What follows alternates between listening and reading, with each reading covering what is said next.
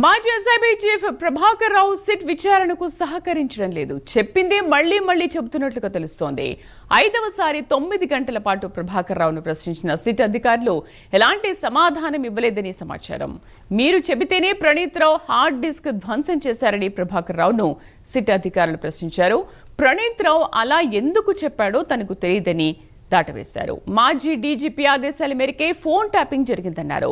దీంతో మళ్లీ విచారణకు రావాలని సిట్ అధికారులు తెలిపారు. మా కరెస్పాండెంట్ ప్రవీణ్ పూర్తి సమాచారాన్ని లైవ్ లో అందిస్తారు. ప్రవీణ్. శ్రీదేవి, మనం చూసుకుంటే కనుక ఆ సిట్ విచారణ అయితే ఏదైతే ఫోన్ ట్యాపింగ్ కేసు ఉందో తెలంగాణ రాష్ట్ర రాజకీయాలనే మలుపు తిప్పినటువంటి ఈ యొక్క ఫోన్ ట్యాపింగ్ కేసు వ్యవహారం మొత్తం టోటల్గా ఒక కొలికి వస్తుంది అన్న దశ లోపలనే ఇప్పటికే ప్రణీత్ రావు కానీ భుజంగరావు కానీ ఆ తిరుపతన్నను కానీ విచారించిన నేపథ్యంలో ఈ మొత్తం టోటల్గా సూత్రధారి పాత్రధారులు ఎవరు అని కోణం లోపల దర్యాప్తు చేస్తున్నారు. ఇప్పటికే ఏ1 నిందితుడిగా ఉన్నటువంటి ఈ యొక్క కోణం లోపల ఏ1గా మెయిన్గా ఉన్నటువంటి ప్రభాకర్ రావు ఎవరైతే ఉన్నారో ప్రభాకర్ రావుని కూడా విచారణ చేస్తున్న క్రమం లోపల ఇప్పటికే ప్రభాకర్ రావుని 5 సార్లు విచారణ చేశారు. నిన్నగిట సుమారుగా 8 గంటల పాటు విచారణ చేశారు. విచారణ చేసిన నేపథ్యంలో ప్రభాకర్ రావు ఎలాంటి సిట్కు అయితే సహకరించట్లేదని తెలుస్తుంది.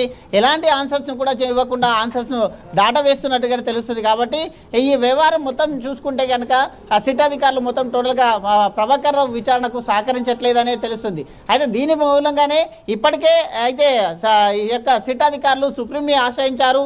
సుప్రీంని ఆశ్రయించాలనే యోచనలో ఉన్నట్టుగా తెలుస్తుంది. అయితే సుప్రీంకోర్టులో ప్రభాకర్ రావుకు రిలీఫ్ ఇచ్చిన నేపథ్యంలో ఈ రిలీఫ్ని గిట రద్దు చేయాలంటూ కూడా అయితే సుప్రీంకోర్టును ఆశ్రయించే యోచనలో ఉన్నారు.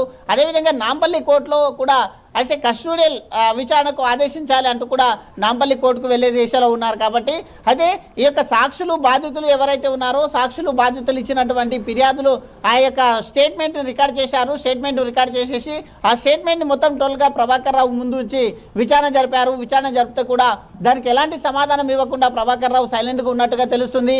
అదేవిధంగా అయితే ప్రణీత్ రావు మీరు చెప్తేనే ప్రణీత్ రావు ఆ డిస్కులను ధ్వంసం చేశాడని అంటూ కూడా సిట్ అధికారులు క్వశ్చన్ వేసిన నేపథ్యంలో ప్రణీత్ రావు అలా ఎందుకు చెప్పాడో నాకు తెలియదు అంటూ కూడా చెప్తూ ఉన్నారు. అయితే ఇవంతా ఎవరు చేయించారు అనే ఉద్దేశంలో గత ప్రభుత్వంలో ఎవరైనా చేయించారా అంటే కూడా గత ప్రభుత్వ పెద్దలు ఎవరు కూడా నాకు తెలియదంటూ కూడా ప్రభాకర్ రావు అయితే సిట్ అధికారులకు చెప్తూ వస్తున్నాడు.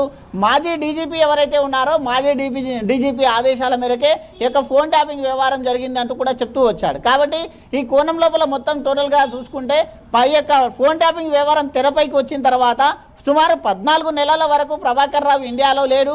అయితే యుఎస్లో వెళ్ళాడు. అయితే యుఎస్కు ఎందుకు వెళ్ళావు అని అడిగితే సిట్ అధికారులు ప్రశ్నించిన నేపథ్యంలో ఆరోగ్యం బాగలేకనే నేను యుఎస్కు వెళ్ళాను, కానీ ఫోన్ ట్యాపింగ్ కేసుకు నాకు సంబంధం లేదు అంటూ కూడా చెప్పుకుంటూ వస్తున్నాడు. కాబట్టి సిట్ అధికారులు మరోవైపుగా ఇక్కడ ఏవైతే బాధితులు ఉన్నారో రాజకీయ నాయకులకు కూడా ఒకరొకరుగా సిట్ కార్యాలయం నుండి ఆ ఫోన్లు వెళ్తున్నాయి, నోటీసులు కూడా వెళ్తున్నాయి. కాబట్టి రీసెంట్గా ఎంపీ బండి సంజయ్కు కూడా అయితే నోటీసులు వెళ్ళాయి. 2-3 రోజుల్లో వీలు చూసుకొని వస్తానని చెప్పడం జరిగింది. కాబట్టి ఈ యొక్క వ్యవహారం మొత్తం కొలికి వచ్చే దిశగా కొనసాగుతుందని